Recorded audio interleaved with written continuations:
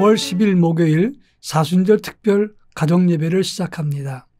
찬송가 521장 구원으로 인도하는 1절과 3절을 부릅니다.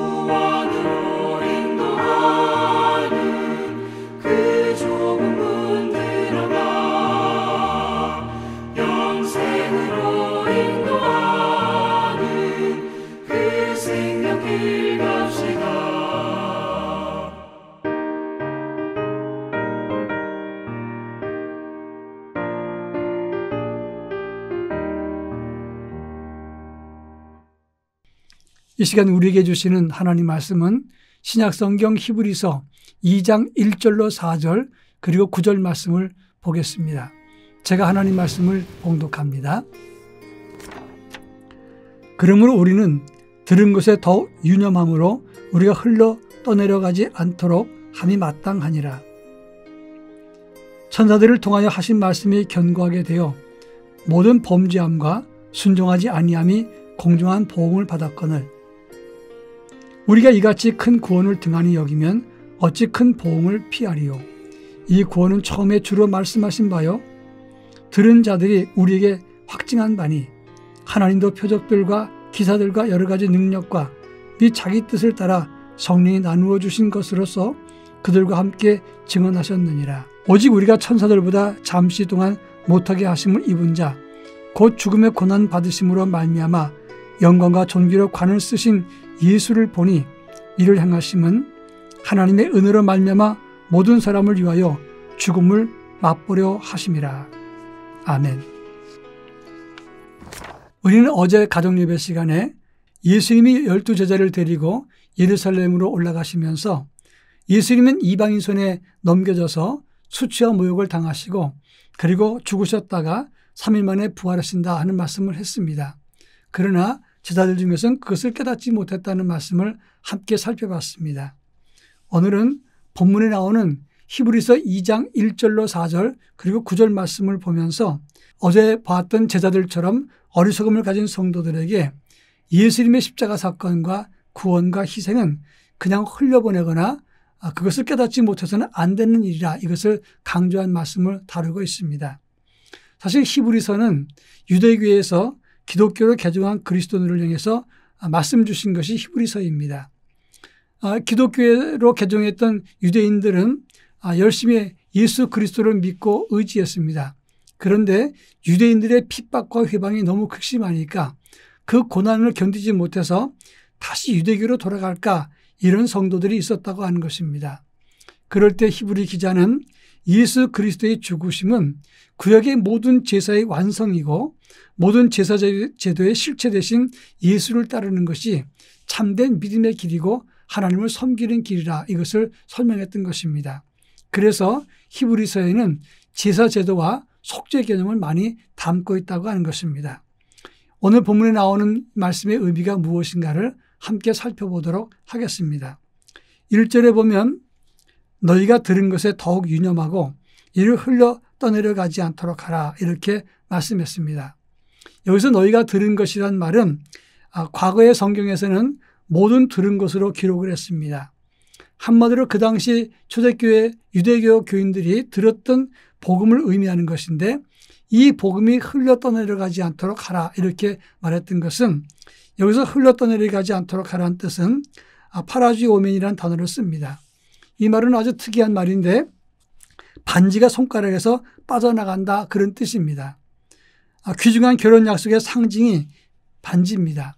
근데 반지가 손가락에서 빠져나가면 안 되는 것처럼 하나님의 구원과 하나님의 구속의 약속 그리고 그것이 성취된 것을 소홀히 여기지 말고 그것을 가슴속 깊이 새기라 그런 의미가 있는 것입니다. 유대인들의 제사 제도의 목적은 인간이 죄를 지었을 때 짐승을 통해서 속죄하는 것이고 하나님과 속죄하는 것이 구약 성경에 나오는 제사의 목적인 것입니다. 그러나 죄를 지을 때마다 그때마다 짐승을 죽여야 되기 때문에 그 제사는 불완전한 제사라고 말할 수가 있습니다. 그런데 하나님의 아들이신 예수 그리스도께서 직접 제물이 되셔서 속죄와 구원의 길을 여셨고 하나님과 교제하는 길을 열었으니 이 일을 소홀히 여기거나 깨닫지 못하거나 이것을 무시해서는 안 된다. 이렇게 강조한 것이 오늘 본문의 내용이라고 하는 것입니다. 그러면서 두 번째로 생각할 것은 2절부터 4절까지 해서 하나님은 천사를 통해서 하신 말씀이 있었다. 그런데 그 말씀을 순종하지 못했을 때 공정한 보응을 받지 않았더냐. 이같이 큰 구원을 등한히 여기면 너희가 그 보응을 피하겠느냐. 이 구원은 예수님께서 말씀하셨고 이를 들은 사도로부터 나온 것이고 모든 예수님이 행하셨던 표적과 기사는 하나님이 주신 능력이었고 성령의 역사가 아니더냐 이렇게 말씀했다고 하는 겁니다. 천사를 통해서 주었던 말씀이라고 하는 것은 구약의 율법을 말하는 겁니다. 구약시대 때 율법을 어기면 그때 순종하지 않으면 공정한 보응이 있었다고 했습니다. 여기서 말하는 공정한 보응이라는 것은 그에 합당한 심판을 말하는 것입니다. 옛날 구약 성경도 천사가 준 말씀이지만 율법을 어기면 심판받지 않았더냐. 그런데 이 같은 큰 구원, 다시 말해서 하나님의 아들 예수께서 직접 몸을 보이시고 죽으심으로 완성한 구원을 등한히 여긴다면 어찌 그 보응을 피하겠느냐, 하나님의 심판을 피하겠느냐 이런 말씀이 되는 것입니다. 그러니까 결국 예수님의 구원 진리라고 하는 것은 예수님이 말씀하셨고 하나님의 기적과 성령으로 능력을 나타내 보이셨고 제자들이 전해준 것이니 그것을 가슴에 품고 그 말씀을 따라야 된다. 이것을 강조했던 것입니다. 그런가 하면 마지막으로 9절에 보면 하나님은 예수를 잠시 동안 천사보다 조금 못하게 하시고 그를 죽음과 고난 속에 계시게 하셨다가 예수로 하여금 영광과 존귀의 관을 쓰시게 하셨다. 이렇게 말씀했습니다. 이는 모든 인생으로 하나님의 구원의 은혜를 얻게 하시기 위해서 예수께서 잠시 인간의 몸을 입고 죽으심 십자가를 맛보게 하셨다고 말하고 있는 것입니다. 그런 차원에서 우리가 받은 복음과 구원은 예수 십자가는 구약의 완성이고 더 이상 이보다 확실한 구원의 길이 없다는 것을 말씀하고 있는 것이다. 그런 말입니다. 그런 차원에서 예수님의 십자가를 바라보는 우리는 예수 외에는 다른 구원의 방법이 없다는 것을 믿어야 되는 것이고 두 번째로는 옛것으로 돌아가거나 예수께서 보이신 십자가의 길을 무시하거나 깨닫지 못하는 일이 없어야 된다는 것을 말하는 것입니다. 바라기는 우리 모두가 다른 길이 없고 오직 예수로만 구원이 있게 된다는 사실을 기억하고 예수 십자가를 바라보는 믿음과 영성을 가질 수 있기를 바랍니다. 다 같이 기도합니다. 사랑 많으신 하나님 아버지, 그 옛날 유대 백성들이 기독교로 개종했다가 핍박 때문에 다시 돌아가던 자들에게 히브리 기자가 말했습니다. 예수 십자가의 사건과 구속은 구약 제사의 완성이었다. 이것은 하나님이 주신 하나님의 특별한 방법이기 때문에 다른 구원의 길이 없다고 했습니다. 우리 또한 이 말씀을 가슴에 새기고 예수 그리스도께서 우리를 위해서 죽으신 것이 우리를 구원하시기엔 유일한 길임을 기억하고 오직 주님만 바라보고 주를 따를 수 있도록 은혜를 더하여 주옵소서. 미혹된 길에서 돌이키게 하시고 그리고 과거로 돌아가 죄를 짓는 자리에서 벗어나는 믿음의 결단도 갖게 하옵소서. 예수님의 이름으로 기도합니다. 아멘.